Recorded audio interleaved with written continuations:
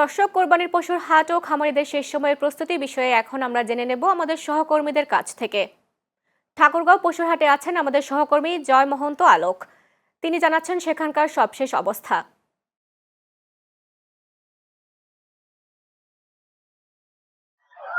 ধন্যবাদ ঋতু আপনাকে। আমি এই মুহূর্তে অবস্থান করছি ঠাকুরগাঁও সদর উপজেলার জগন্নাথপুর ইউনিয়নের বড় খচাবাড়ি।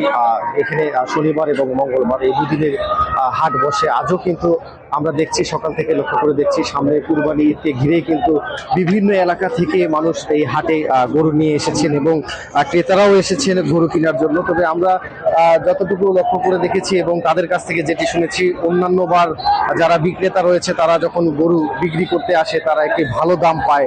এবার তারা একটু সংশয় রয়েছে যে আসলে সেরকম কোনো দাম তারা পাচ্ছেন না। কারণটি হচ্ছে, তারা যেটি জানিয়েছেন যে আসলে তেল সংকট এবং দূর থেকে অনেকেই হাটে আসছেন না এবং দূরের লোকরা গরু কিনছেন না বলেই কিন্তু তারা আমাদেরকে যেটি জানিয়েছেন। তবে তারা আশা করছে পরবর্তীতে আবারও বাজার ভালো হলে তারা দাম পেতে পারে, এমনটি কিন্তু তারা বলছে। তবে আমরা এখানে আসার পরে যেটি দেখেছি যে অন্যান্য বার যেরকম ভাবে গরু হাটে এসেছিল, এবারেও কিন্তু ঠিক একই রকম ভাবে এই গরুগুলো বাজারে এসেছে। আমরা জেলার বিভিন্ন হাট বাজার দেখেছি।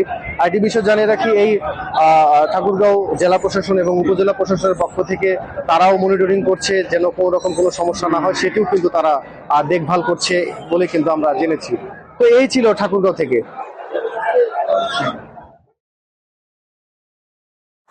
ধন্যবাদ অলোক আপনাকে। দর্শক, বরিশালে গরুর খামারে আছেন আমাদের সহকর্মী তাজদিদ হায়দার সাজিদ। আমরা তার কাছ থেকে জেনে নেব কোরবানির ঈদ সামনে রেখে খামারিদের শেষ মুহূর্তের প্রস্তুতির সবশেষ খবর।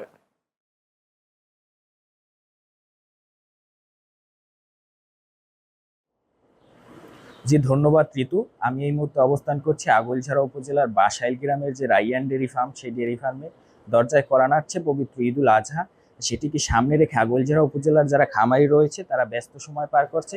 আমি যদি আগৈলঝাড়া উপজেলার সার্বিক তথ্য আপনাকে একটু জানিয়ে রাখতে চাই যে এবছর এই উপজেলায় মোট 850 জন খামারি তার খামার এবং বাড়িতে মোট 11,329টি কোরবানির পশু প্রস্তুত রেখেছে, যার মধ্যে প্রায় 9,200টি রয়েছে গরু এবং 2,100টি রয়েছে ছাগল।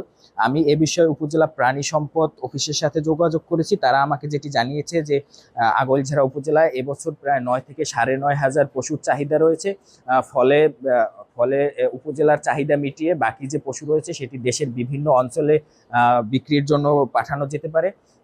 আমি সাধারণ যারা ফার্ম মালিক রয়েছে তাদের সাথে কথা বলেছি। তারা আমাকে যেটি জানিয়েছে, যদি এবছর বাজারে গরুর দাম ভালো হয় তাহলে তারা সারা বছর যে কষ্ট করে কোরবানির জন্য গরু পালন করে সেটি সুফল আসবে। এই ছিল আমার কাছে আগৈলঝাড়া থেকে সর্বশেষ ঋতু। ধন্যবাদ তাজদিদ আপনাকে।